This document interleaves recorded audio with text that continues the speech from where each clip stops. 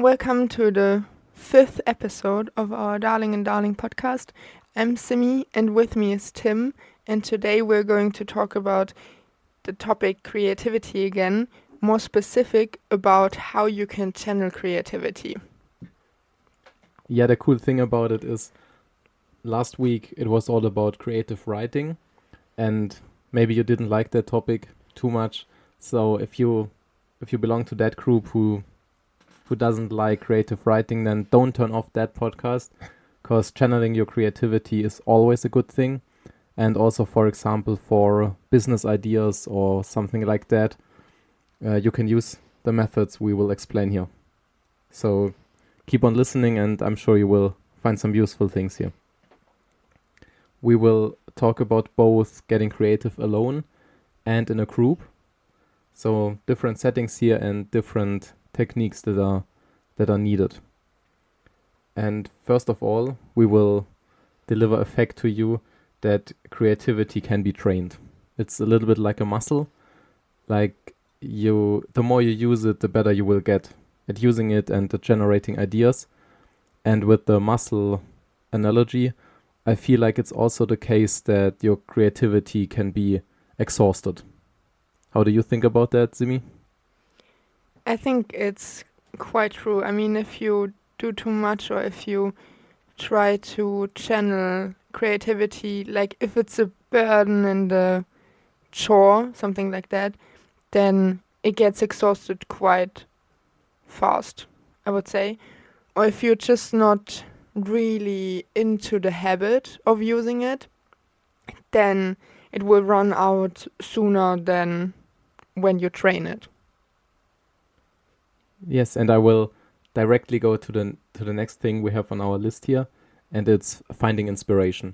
Because I think, as I said, like your creativity can be depleted, and just like a muscle need recovery. For example, you have to rest, you have to sleep after a workout, and the same way you have to recover your creativity.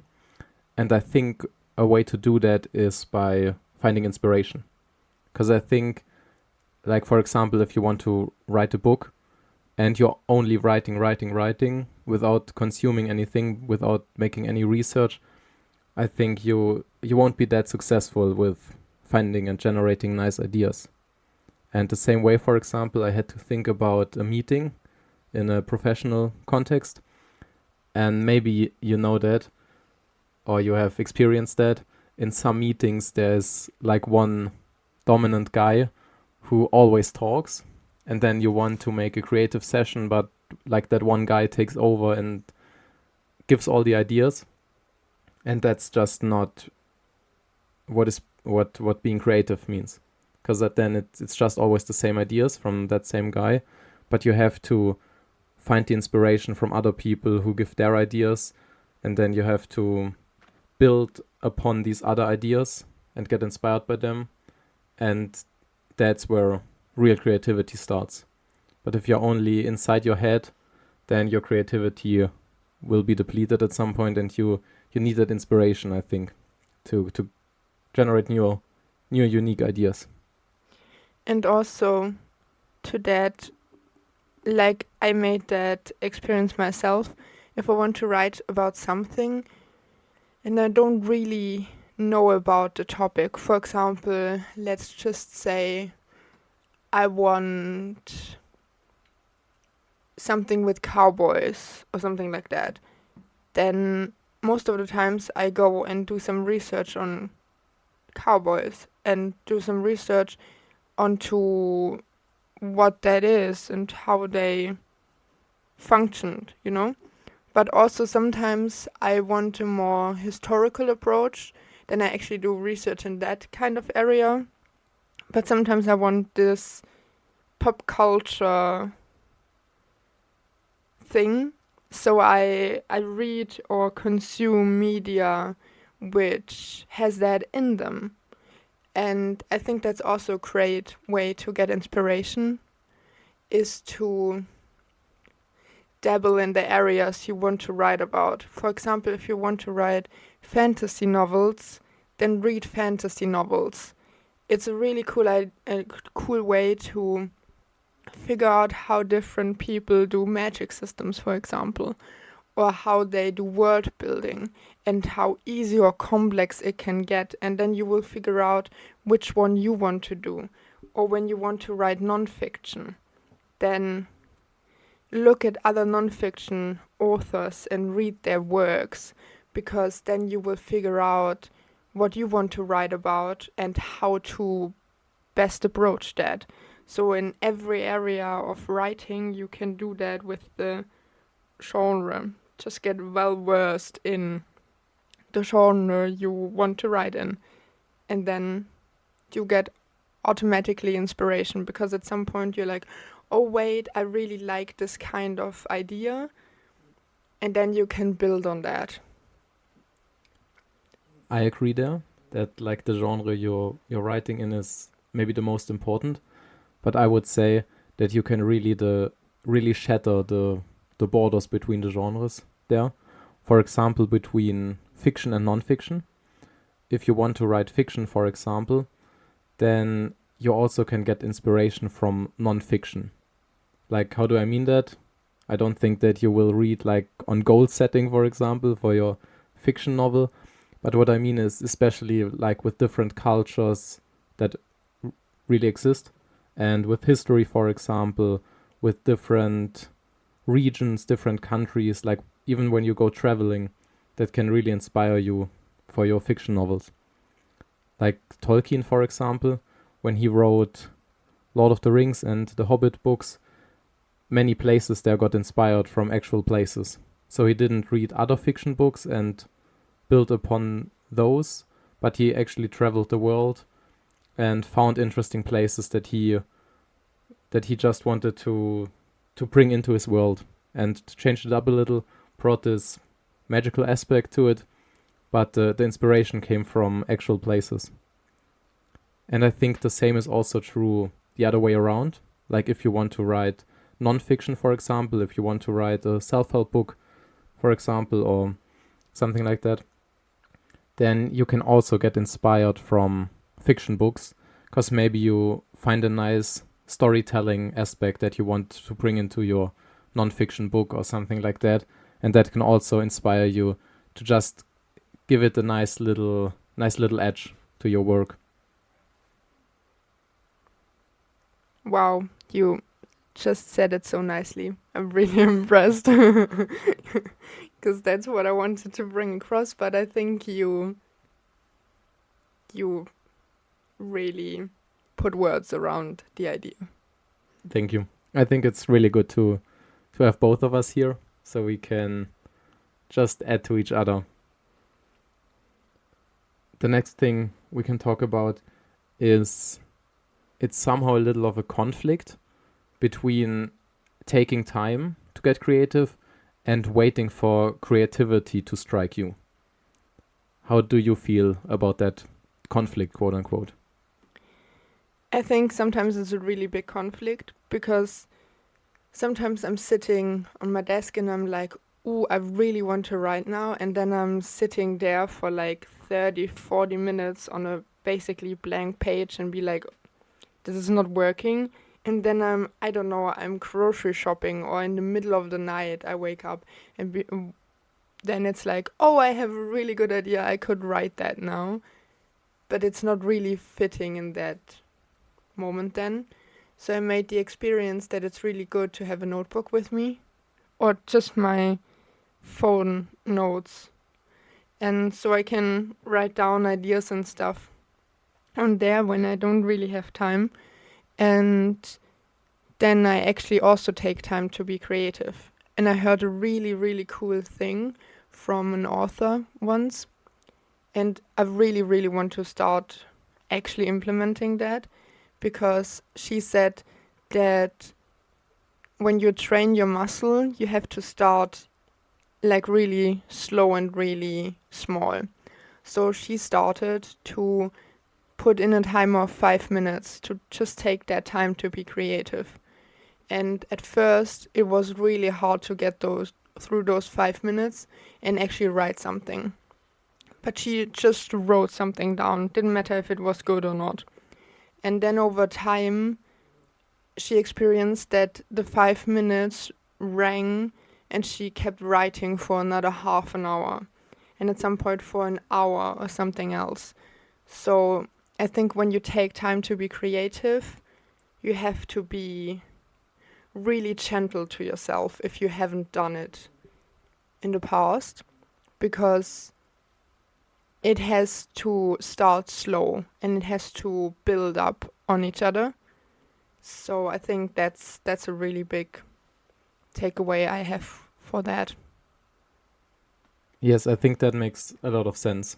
Don't expect that you will write a novel in one go if you have never done that before, but just start small, write a few sentences. You can also, if that's easier for you, you can also start plotting a bit, that you just write down what characters do you want, maybe make a mind map, for example. But I will add, you have to be careful with that, because I sometimes have the feeling when I do that I fall into the pit of procrastinating, that I don't want to actually start writing, so I just plot something. And sometimes I realize, no, that doesn't make sense. I have to start writing to make progress. I won't think now about how these two side characters have some kind of relationship, but I will just start writing what I have already plotted out, because that's what makes progress right now. But if that's easier for you, you can also start always with plotting a bit, and maybe that's also a really good entrance for me to get into writing. That I start plotting a bit, and then, for example, I write down what do I want to write about in this chapter, and what might be the headline of the chapter, for example. And then I realize, okay, now I have an understanding what I want to convey, and then I can start writing. That's easier than for me than just taking a blank page and starting from the scratch.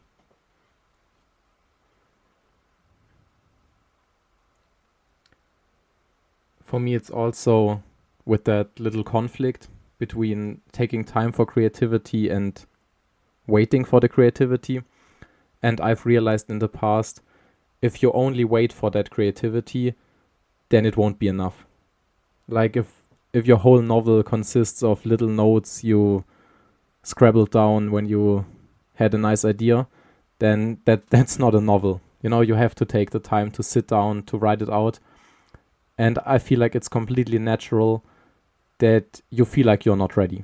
That you feel like, oh no, I'm not that creative right now. I can't do it right now. That's completely natural. I just recommend to start. You just have to start and see what happens.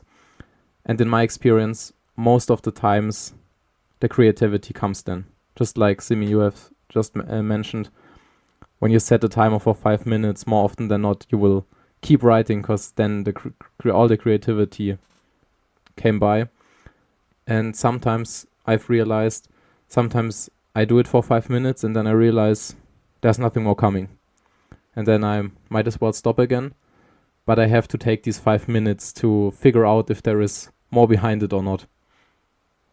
And sometimes, even though I thought in the beginning, oh, I won't even have anything for that 5 minutes, sometimes I then can go on for hours, because then stuff just pops up in my mind and I get really excited. But I have to take this conscious step to start doing it. We will go over now to group sessions with creativity. Simi, do you want to talk about experiences or something like that you've had with getting creative in a group?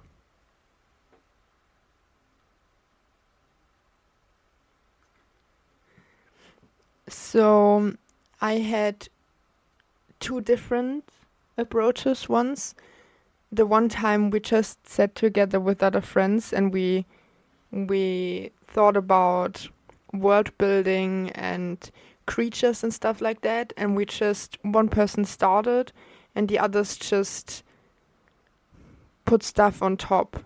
Like they started with a baseline of a creature, and then the others were just like, oh yeah, and then we can do it like that, and oh, that's amazing because then they can look like that, or oh, they have that and that.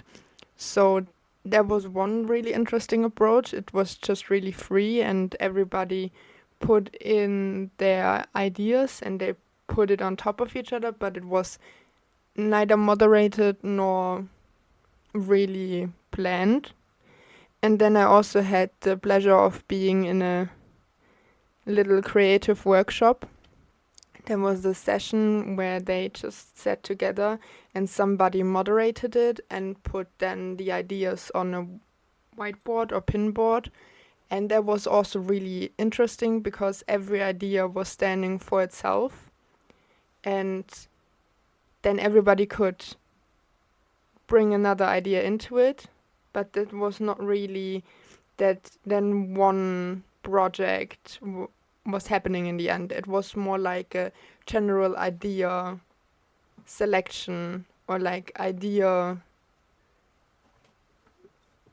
something for the topic that was given. So it was really interesting to have it once completely moderated and somebody who was like, okay, I write it down, I put it up. And the other time it was completely not moderated and really, really free. Yeah. Sorry. Thank you. That was really interesting. And I think the first thing that I want to say about group meetings and getting creative, the main advantage of being in a group is that you can add to each other's ideas. Like if you are alone, the thing is either you have a good idea or you don't. That's it. But the cool thing in a group is one person might have a bad idea, but another person can turn this bad idea into a good idea by changing some details or combining different ideas. So that's what I really like about group creativity. So the first takeaway there, also for you who is listening, is if you get creative in a group, make sure that everyone has the opportunity to take ideas from others and change them around, combine them, add to them, maybe take something away if it's too much, because that's what it's all about.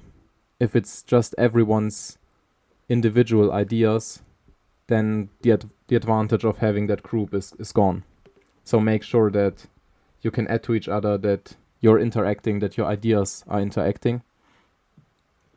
And the second thing I want to say is, if we think about getting creative in a group, most people immediately think about brainstorming.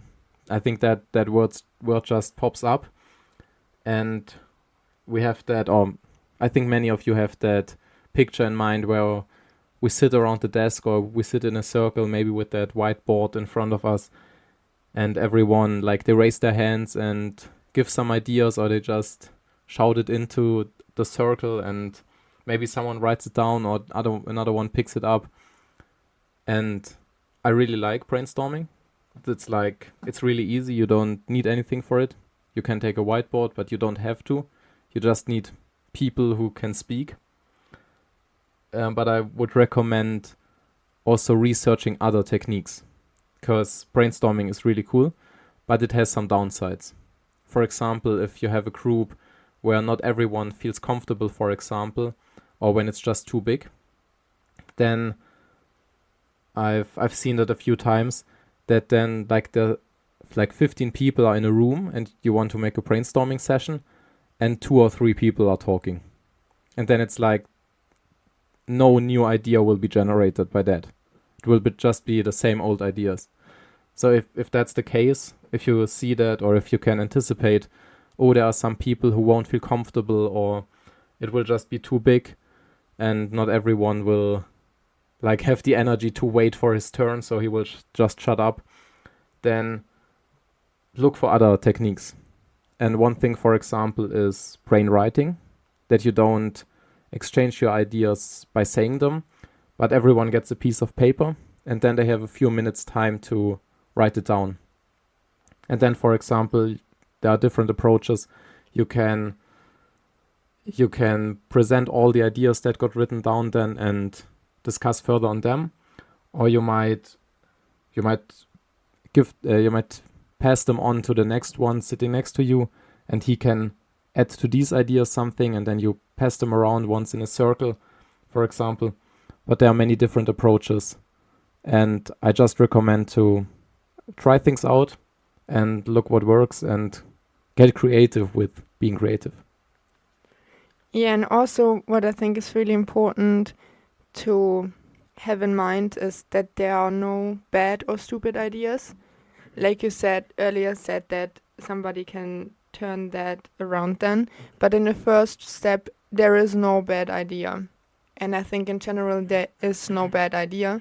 I just think sometimes the idea is maybe not completely fitting for that scenario you want to get out, or for the, like, for example, if you do something with ships and then somebody has an idea with, I don't know, with an airplane, then that idea is not completely fitting to that scenario.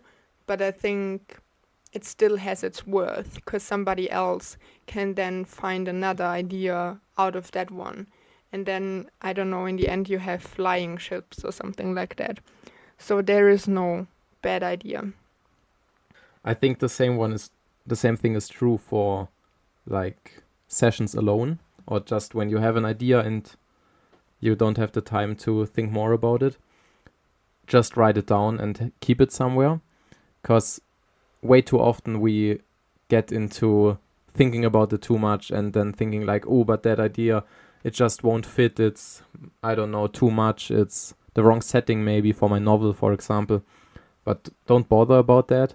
Just put it down, because maybe that idea will lead to another idea and that will be fitting then. So don't judge too early. I really like a specific creativity technique. It's called the Disney method, and it's all about 3 phases. And the first one is the dreamer. It's like nothing will be judged, nothing will be too far-fetched, nothing will be too far away. You can say everything and you can just dream. It's like also like in business context, you don't think about how much will that cost.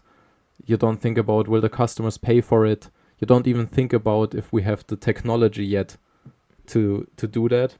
You just think about what would be really nice to have, what would be really nice to develop, and then you gather the ideas. And then in the second step, you have the realist. And you might do that with the same people who switch roles. You might even switch the setting there, that you have different rooms for the different phases. Or if you have more people, you can also, for each phase, take different people. It's really nice because some people can really relate to one specific phase. So then you can take them there and they don't have to take on different shoes that they don't like that much. So the second phase is realist, and then you check which ideas are just not realistic right now. And then you can purge them out, and probably you still have a few ideas left. And then the third phase is the critic.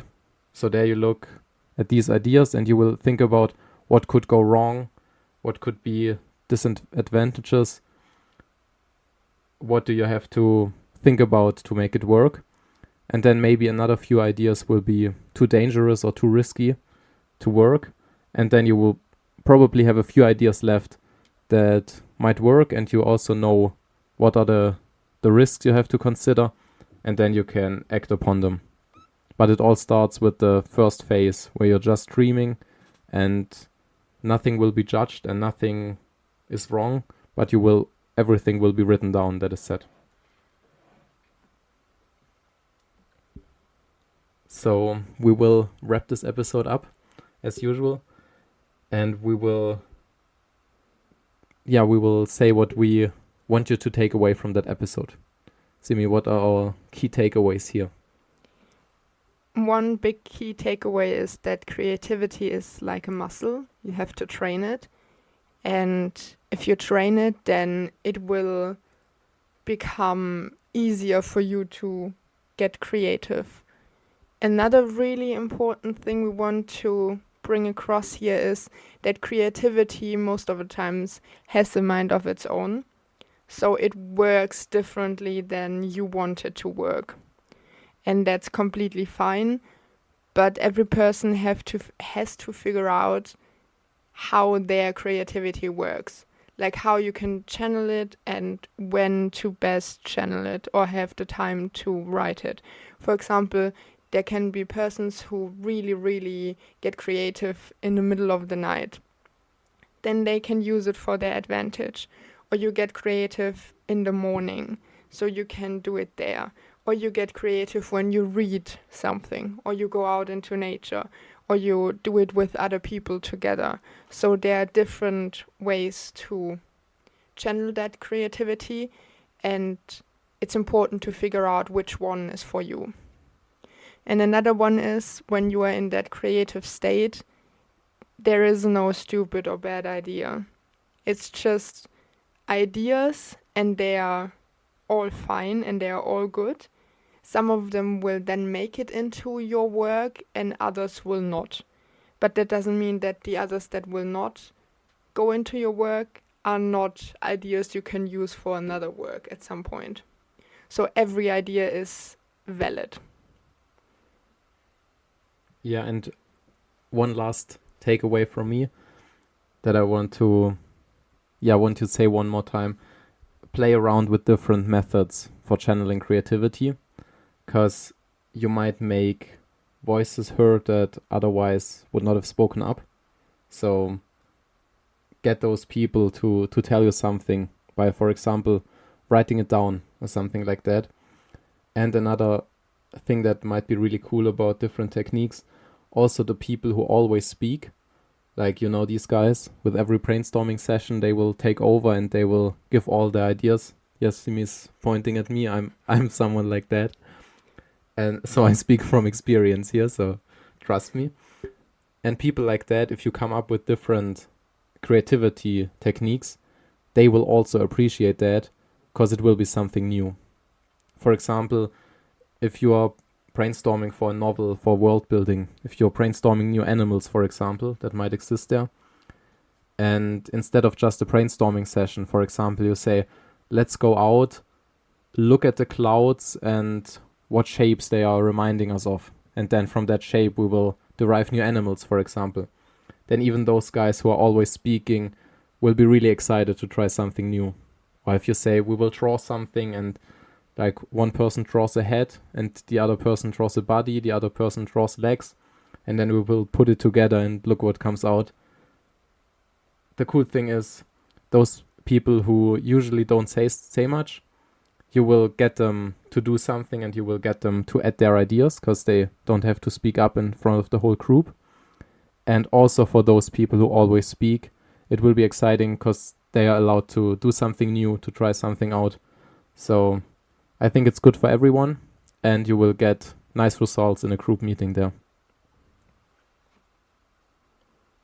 Just like the last weeks, we have a writing prompt for you, and maybe you've listened to our other episodes.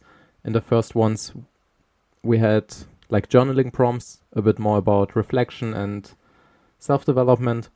And in the last episode, we had a creative writing prompt. And in this episode, we wanted to make another creative writing, because it's all about creativity here. And we had the idea, if you did the writing prompt last week, then write a sequel for that with our following prompt. If you haven't listened to that one yet, you can do that, or you can just start a new story. Also, if you wrote the story last week but you didn't like it too much, then you might as well start a new one. But I think it would be really cool to write a sequel. Simi and I will definitely write a sequel out of that. And just like last week, we have 3 words for you that we want you to incorporate into the story. The first one is bottle. The second one is writing. And the third one is friends. By the way, to really wrap it up this time, a real life example of how creativity works. Simi and I were brainstorming these words that we wanted to give you, and I suggested the word group, and then Simi turned it to friends. So we had one idea that didn't make it, but that idea inspired another idea that then went into our writing prompt. So that's it for today. I hope you really enjoyed it. I hope you can take something with you. I hope we could enhance your creativity sessions, maybe your business meetings as well. And then we will meet again in the next episode. Have a great week. Until then, bye bye. Bye bye.